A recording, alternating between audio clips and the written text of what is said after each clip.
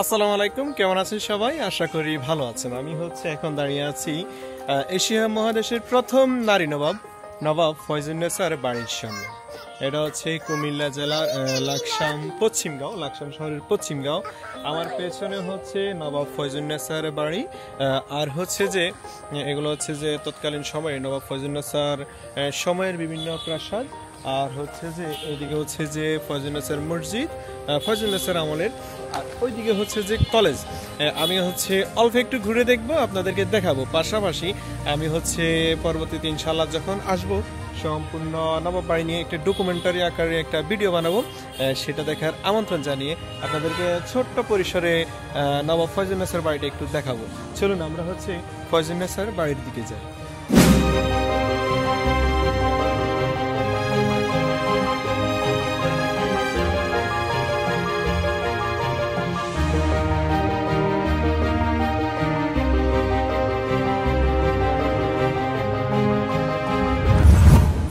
ফয়জুন্নেসার বাড়িতে প্রবেশ করতে টিকিট লাগে। টিকিটের মূল্য 20 টাকা। আমার পেছনে এটা প্রবেশ পথ, আর এখান দিয়ে যে টিকিট কেটে ঢুকতে হয়। আর এটা একটা ভবন। আসলে ভবনগুলোর বিস্তৃত আমি অনেক কিছু জানি না, জাস্ট আজ দেখতে এসেছি। একটু দেখে আপনাদেরকে পরবর্তীতে একটা বড় ডকুমেন্টারি আকারে একটা ভিডিও বানিয়ে আপনাদেরকে দেখাবো। চলুন আমরা ওইদিকে যাই।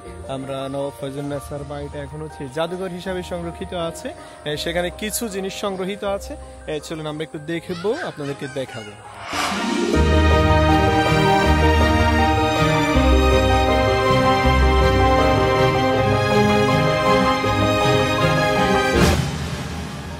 এটা নবাব ফয়জুন্নেসার বাড়ি। আর এখানে বিভিন্ন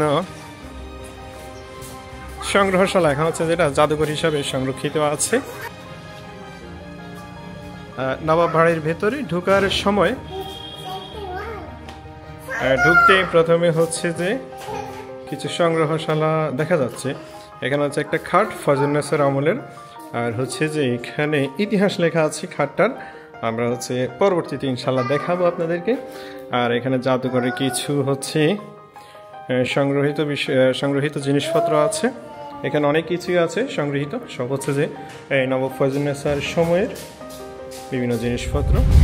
আর এদিকে ফয়জুন্নেসার ইতিহাস বা বাড়ির ইতিহাস সবকিছু উপস্থাপন করা হয়েছে। পরবর্তীতে আমি যখন ভিডিও বানাবো সুন্দর করে আপনাদেরকে দেখানোর চেষ্টা করব। এদিকে একটা রুম বিভিন্ন সংগ্রহশালা আছে। নবাব ফয়জুন্নেসা চৌধুরানী পূর্ব বাংলার কুমিল্লা জেলার লাকসামের এক সম্ভ্রান্ত জমিদার পরিবারে জন্মগ্রহণ করেন 1834 সালে। শিশুকাল থেকেই শিক্ষা লাভে আগ্রহী ফয়জুন্নেসা নিজ প্রচেষ্টায় বাংলা, ফার্সি ও আরবি ভাষায় জ্ঞান অর্জন করেন। স্বামী মারা যাওয়ার পর তিনি জমিদারি পরিচালনার দায়িত্ব নেন এবং অত্যন্ত দক্ষতার সাথে তা পরিচালনা করেন। তিনি নারী শিক্ষা বিস্তারের লক্ষ্যে ফয়জুন্নেসা বালিকা বিদ্যালয়, ধর্মপুর মাদ্রাসা, হাসপাতাল সহ বহু দাতব্য প্রতিষ্ঠান স্থাপন করেন। সমাজের দরিদ্র ও বঞ্চিত মানুষের সহায়তায় তিনি নিয়মিত অর্থ সাহায্য, খাদ্য ও চিকিৎসা সামগ্রী সরবরাহ করতেন। নারী উন্নয়ন ও শিক্ষা বিস্তারে তার নিরলস অবদানের স্বীকৃতিস্বরূপ ব্রিটিশ সরকার তাকে নবাব উপাধি প্রদান করেন, যা কোনো বাঙালি নারী প্রথম লাভ করেন। তিনি সাহিত্য চর্চা করতেন এবং রচনা করেন রূপজান বিবি নামের প্রণয়ধর্মী কাব্য। ফয়জুন্নেসার দানশীলতা, প্রজ্ঞা ও মানবিক মূল্যবোধ তাকে সমগ্র বাংলায় এক অনন্য পদমর্যাদা এনে দেয়।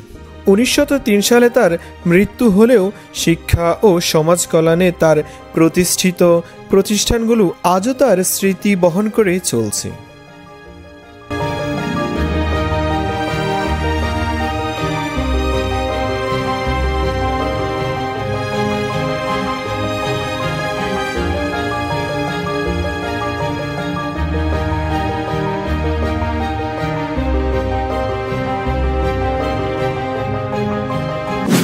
এখন দেখে এসেছি নবাব ফয়জুন্নেসার বাড়ি আমার পেছনে।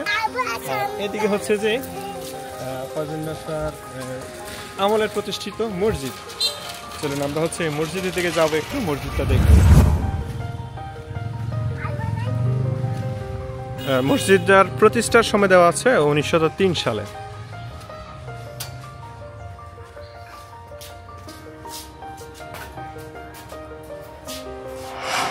আমি এখন দাঁড়িয়ে আছি নবাব ফয়জুন্নেসা মসজিদ সংলগ্ন ঈদগায়।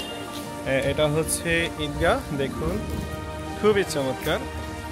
আর এই পাশে হচ্ছে ফয়জুন্নেসার কবর সহ ফয়জুন্নেসার সেই ঐতিহাসিক মসজিদটি। এটা হচ্ছে ফয়জুন্নেসার কবর। ফয়জুন্নেসার জন্ম তারিখ দেওয়া আছে 1834 খ্রিস্টাব্দ, আর মৃত্যু হচ্ছে যে 23 সেপ্টেম্বর 1903 খ্রিস্টাব্দ। এটা হচ্ছে নবাব ফয়জুন্নেসার কবর। ওইদিকে নবাব ফয়জুন্নেসার পরিবারের বিভিন্ন সদস্যের কবর আছে।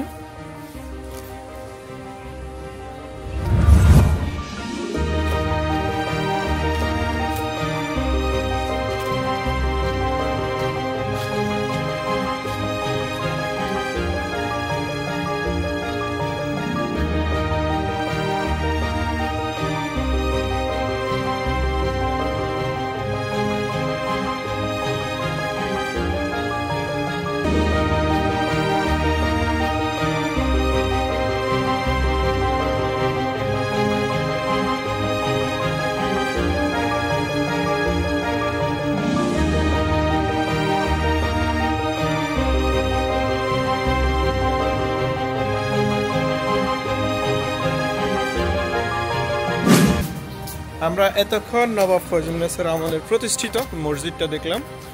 আমার পেছনে হচ্ছে মসজিদ। ভিডিওটা কেমন লাগলো আপনাদের কাছে কমেন্ট বক্সে লিখে জানাবেন। পরবর্তী ভিডিও দেখার আমন্ত্রণ জানিয়ে আজকের ভিডিওটি এখানে শেষ করছি। আল্লাহ হাফেজ।